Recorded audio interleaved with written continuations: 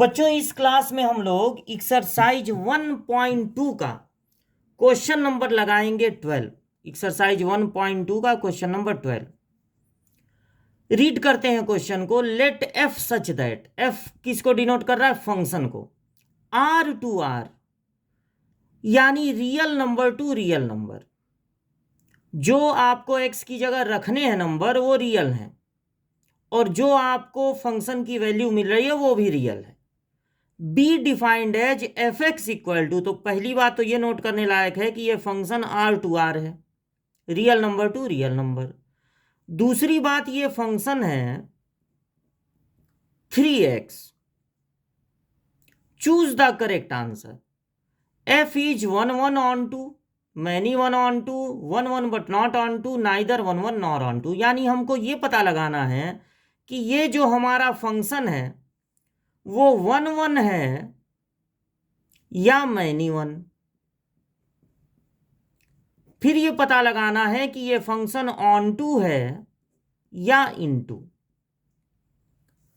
अब हम 1 1 मैनी 1 का पता लगाते समय एफ एक्स 1 और एफ एक्स 2 को इक्वल कर देंगे, यानी एक बार x की जगह रखेंगे x1 और एक बार x की जगह रखेंगे x2। 3 से 3 कैंसिल हो गया तो x1 इक्वल टू x2 मिला। अगर फंक्शन में एक बार x1 और एक बार x2 रखने पर आगे चलकर x1 इक्वल टू x2 मिले तब वो फंक्शन होता है 1 1। और अगर x1 equal two plus minus x2 मिला या x1 equal to x2 minus 1 मिला, मतलब x1 इक्वल टू x2 के अलावा कुछ और मिला, तब वो फंक्शन हो जाता है मैनी 1। इसका रीजन ये होता है कि जब आपने ये लिखा कि f x one equal to f x two, तो आप ये मान लिए कि x1 रखने पर फंक्शन में जो फंक्शन की वैल्यू मिल रही है x2 रखने पर भी वही मिल रहा है। यानी आपने ये लिखकर ये मान लिया कि वो फंक्शन मैनी 1 है, लेकिन बाद में आपको ये पता चला कि x1 और x2 दो अलग अलग नंबर नहीं हैं, ये तो दोनों इक्वल हैं।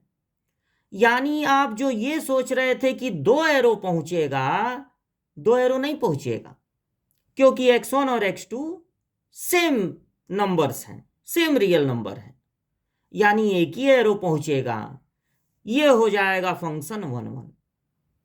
अब अगर ये पता लगाना है कि फंक्शन ऑन टू है कि इन टू, तो फिर आप फंक्शन को y से डिनोट करिए और x को सब्जेक्ट बनाइए, 3 को इधर ट्रांसफर कर दीजिए।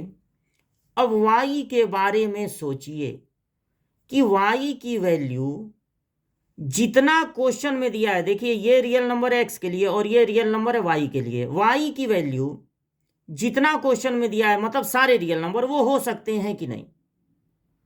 अगर x एक नेचुरल नंबर होता तो y की वैल्यू सारे रियल नंबर नहीं हो पाते या सारे नेचुरल नंबर नहीं हो पाते, क्योंकि तब y की ऐसी वैल्यू रखते कि 3 से डिवाइड करने पर नेचुरल नंबर मिले, अगर x नेचुरल नंबर होता तो। लेकिन यहां तो x रियल नंबर है, तो y की जगह आप 1 रखेंगे 1/3 मिलेगा, वो तो रियल होता ही है। 2 रखेंगे 2/3, 3 रखेंगे कट के 1 मिलेगा, वो भी रियल होता है। यानी y की वैल्यू आप कोई भी रियल नंबर रख सकते हैं। अगर x को सब्जेक्ट बनाने पर, y के बारे में डिस्कस करने पर यह पता चले कि y की वैल्यू वो सब कुछ हो सकती है जो क्वेश्चन में दिया गया है, तो इसका मतलब हर जगह एरो पहुंचेगा और वो फंक्शन हो जाएगा ऑन टू। यानी ये फंक्शन होगा 1 1 ऑन टू, तो आप पहले वाले ऑप्शन पे टिक लगा देंगे, वही करेक्ट आंसर है।